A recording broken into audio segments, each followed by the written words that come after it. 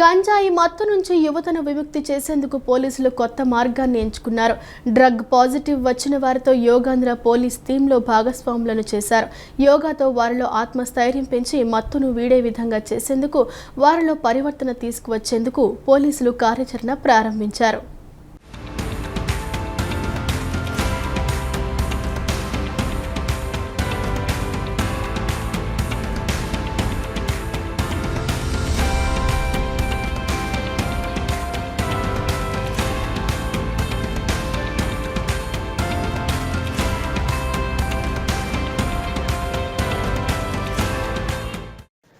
మత్తుకు బానిసలైన యువతను యోగాతో చైతన్యవంతులను చేయాలని విజయవాడ పోలీసులు నిర్ణయించారు. డ్రగ్స్పై దండయాత్ర 2.0లో భాగంగా పాజిటివ్ వచ్చిన వారికి యోగా నేర్పిస్తూ మార్గదర్శకంగా నిలుస్తున్నారు.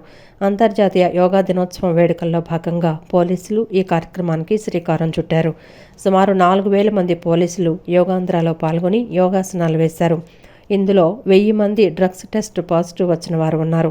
గంజాయి మత్తును వీడే వరకు వారిపై పోలీసు పర్యవేక్షణ ఉంటుందని విజయవాడ పోలీస్ కమిషనర్ రాజశేఖర్ బాబు తెలిపారు.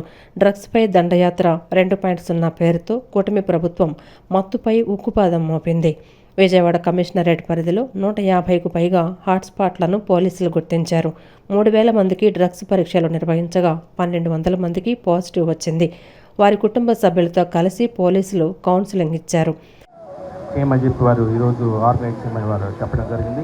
సో దానికి ముందుగా వారికి ధన్యవాదాలు తెలియజేస్తూ, ఈరోజు చాలా ముఖ్యంగా ఇది మాకు హృదయానికి దగ్గరగా ఉన్న ఒక పెద్ద ప్రోగ్రాం. ఎందుకంటే మీకు అందరికీ తెలుసు, డ్రగ్స్పై దండయాత్ర అనే ఒక కార్యక్రమాన్ని చేపట్టి సెవెన్లోకి తీసుకొస్తూ వారిని సన్మార్గంలో నడిపిస్తూ ఆ డ్రగ్ పాజిటివ్స్ ఎవరైతే ఉన్నారో వారిని నెగిటివ్ అయ్యేంత వరకు విశ్రమించకుండా ముందుకు తీసుకువెళ్ళాలన్న ఉద్దేశంతో ఈ కార్యక్రమాన్ని చాలా రోజుల నుంచి అనుకుంటున్నాం.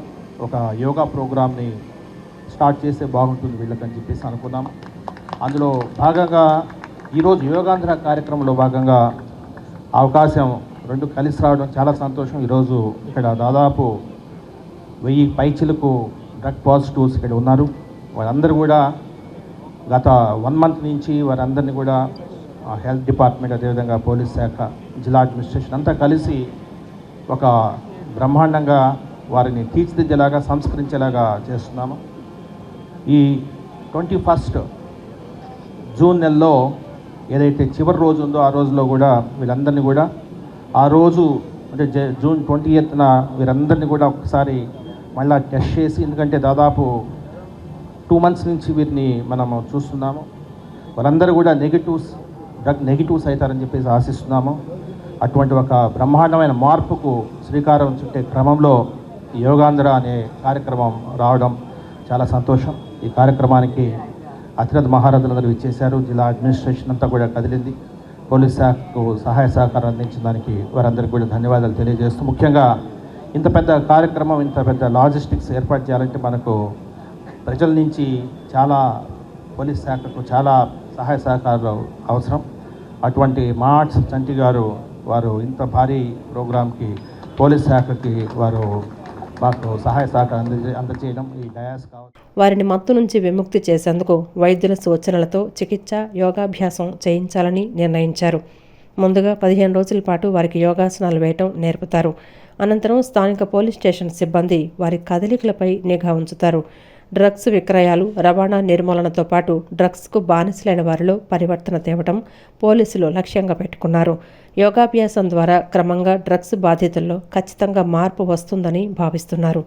యోగా, ధ్యానంలో భాగస్వాములను చేస్తూ మత్తు వ్యసనం నుంచి బయటపడేలా ప్రయత్నిస్తున్నట్లు డీసీపీ కృష్ణకాంత్ పటేల్ తెలిపారు. 15 రోజుల తర్వాత మంచి ఫలితాలు వస్తాయని ఆశిస్తున్నట్లు చెప్పారు. జూన్ 20న మళ్లీ పరీక్ష చేస్తామని తెలిపారు. ఈ డ్రగ్స్పై దండయాత్ర 2.0లో మీ అందరు తెలుసు, మేము టెస్టింగ్ కిట్స్ యూజ్ చేయడం జరిగింది. ఆ టెస్టింగ్ కిట్స్ యూజ్ చేసి ఎవరైతే మొదటిసారి పాజిటివ్ వచ్చారో వాళ్ళకు ఒక రీహాబిలిటేషన్ అవకాశం ఇవ్వడం జరిగింది. అదే వాళ్ళని మన గవర్నమెంట్ హాస్పిటల్లో థెరపీకి పంపించడం జరిగింది. అదేవిధంగా ఇప్పుడు వస్తున్న మన యోగా డేకి, మన యోగాంధ్ర ప్రోగ్రామ్కి, దాంట్లో కూడా వాళ్ళకు ఒక అవకాశం ఇవ్వడం జరుగుతుంది. వాళ్ళు ఈ ఆపర్చునిటీని మన యోగా చేసి ఈ గుడ్ బిహేవియర్లో వచ్చి ఈ డ్రగ్స్ పైన ఉన్న మత్తును వదులుకుంటే వాళ్ళు బాగుపడతారని, దానికి మా పోలీస్ సహకరిస్తారని సపోర్ట్ చేస్తారు. Thank you. ఈ డ్రైవ్లో సుమారుగా ఎన్ని వేల మంది టెస్ట్ చేశారు, ఎంతమంది పాజిటివ్? ఓవరాల్ 1100 మెంబర్స్ పాజిటివ్ వచ్చారు.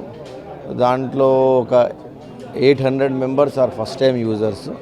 సో వాళ్ళకి రీహాబిలిటేషన్ పంపించడం జరిగింది. సో వీళ్ళందరినీ మానిటర్ చేస్తున్నాం. సో వాళ్ళకి మళ్ళీ అవకాశం ఇచ్చి తెలిసిన వయసులో తప్పు చేసి ఉంటారు.